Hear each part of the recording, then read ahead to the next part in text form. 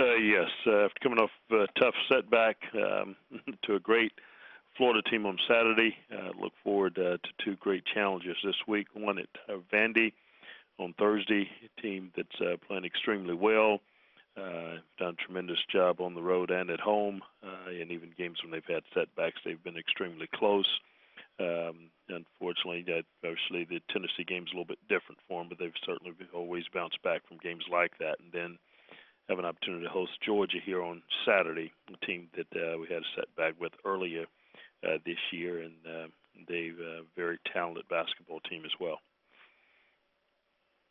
Our first question is from Larry Vaught of the Danville Advocate Messenger. Yeah, good morning, Johnny. I just when you talked about Florida and called them a great team, were there things from playing on Saturday that impressed you even more than what you had been before then?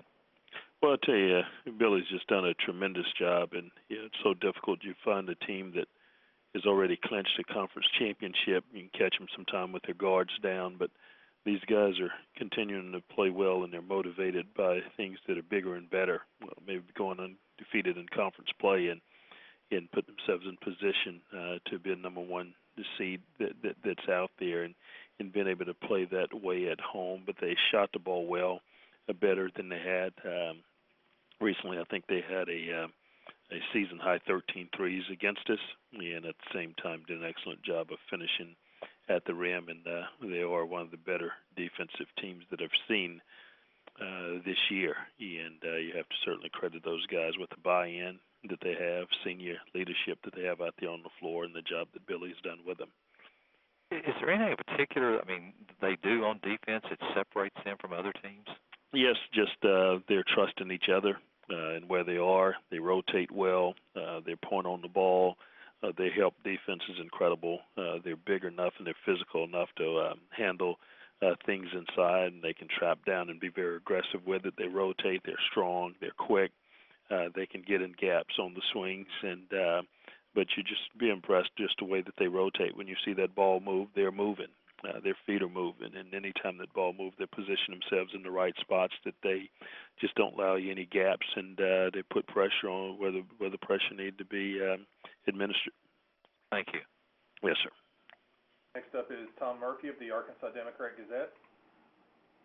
Good morning, Johnny. I'm wondering if you think Scotty Wilbekin would be a good choice for Player of the Year. You think he's in the running there? Absolutely.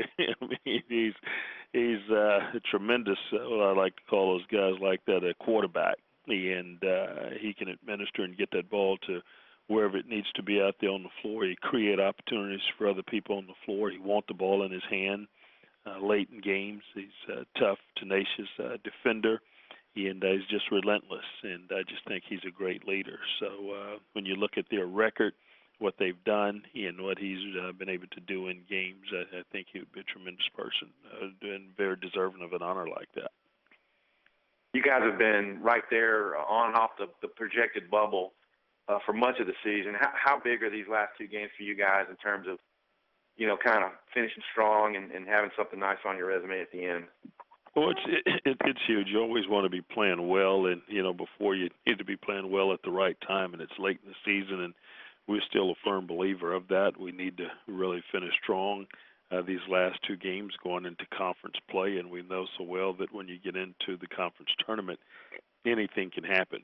And you want to make sure that your pieces are in place and that you're executing and doing all the right things. And these two games, we're hopeful that we're playing well enough to prepare for that. Thanks, Johnny. Thanks, Tom. Next up is Jerry Tipton of the Lexington Herald-Leader.